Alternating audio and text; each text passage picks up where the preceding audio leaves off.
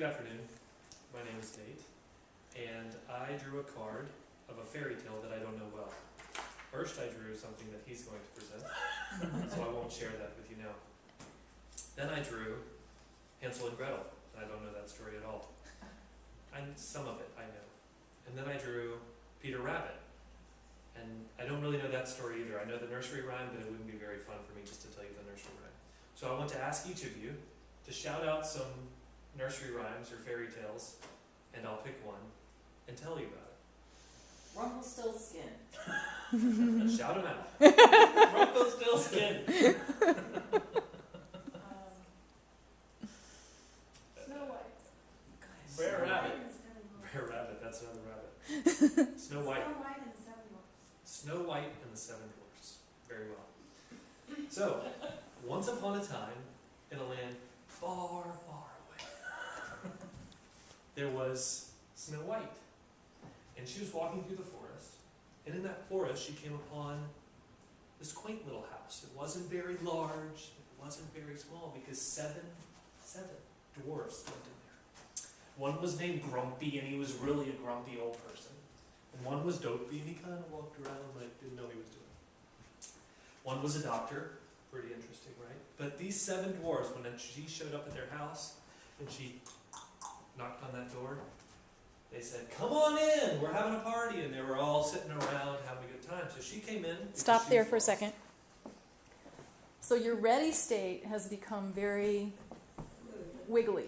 So you're doing good job with the gesture that you intend, but when you go back to a ready state, you're in constant motion. So try and put some stillness in between. So going up and knocking on the door, really good. But then when you're talking about they're having a party, you're kind of going like this. So just stand and let us have ready state in between. Otherwise, you're doing great. Keep going. Okay. So then, Snow White says to the seven dwarfs, "I'm really lonely." How does Snow White sound? "I'm so lonely. I need a man." Did you know where any men are in the forest? And the dwarfs, 7 of them, they said, yes, I clearly don't know this story very well. They said, yes, actually there's a very nice gentleman who lives just down the way. And they said that they would go get him. So they all just went off and they found him and they went and said, "Come on back, we got this great young maiden for you to meet." So he comes back and he meets her and they fall in love. They fall so much in love, in fact, that there's a wicked witch. That's what I should have done. I should have done like Wizard of Oz. But there's this wicked fairy godmother, right? And she doesn't want Snow White to be happy because she's very pretty and she's friends with the dwarves, and those are like her arch enemies. So the witch casts a spell on Snow White, okay?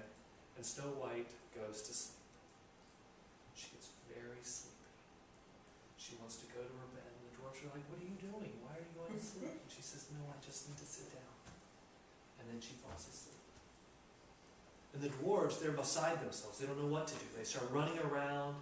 They're looking for an elixir that they can give her, a potion that she can drink and get all better. But they can't find anything. And then they go down and they find another fairy god princess. And they ask her what can be done. And she says, only her true love can wake her up. That's the only thing that will cure her. So they run off and they find her handsome prince. And he comes back and he looks upon her and he says, "Wake up!" But she won't wake up. She's just asleep. So he finally gives her a nice big kiss. She wakes up and they live happily ever after.